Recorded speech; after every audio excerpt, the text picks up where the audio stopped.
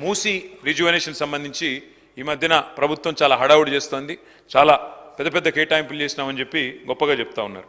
అధ్యక్ష, మూసీలో అతి ముఖ్యమైన కంపోనెంట్ అధ్యక్ష సివరేజ్ ట్రీట్మెంట్. హైదరాబాద్ మహానగరంలో 2000 MLD సివరేజ్ ఉత్పత్తి అవుతుంది.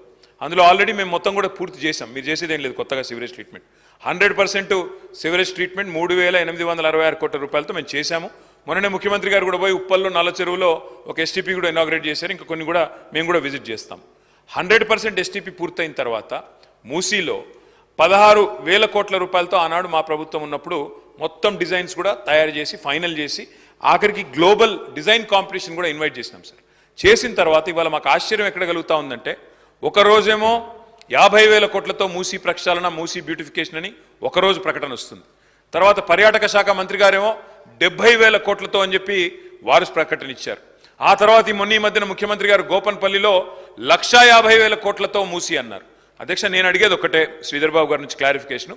ప్రజలకు తెలవాల్సిన అవసరం ఉంది, ఇది ప్రజల సొమ్ము. 16,000 కోట్లతో including express way, east to west express way 55 కిలోమీటర్లు ప్లస్ బ్యూటిఫికేషన్ మేము ప్రారంభించాం ఆల్రెడీ. మీకు తెలియకపోవచ్చు, నాగోల్లో మీరు పోతే మీరు చూడవచ్చు. వారిని కోరేదేమంటే, ఇది రాష్ట్ర ప్రజల సంపద.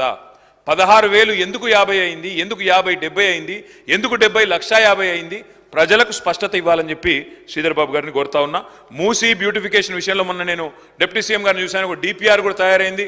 మేమేమి ఊరికే అడగలేదు, లెటర్ బారేయలేదు, కేంద్ర ప్రభుత్వానికి DPR కూడా ఉంది అన్నారు. DPR దయచేసి ఉంటే సభ ముందు టేబుల్ చేయండి, ప్రజలందరూ సభ్యులందరూ కూడా చదువుకుంటారు. ఎందుకంత మొత్తంలో ఖర్చు పెరిగిందో అర్థమవుతుంది.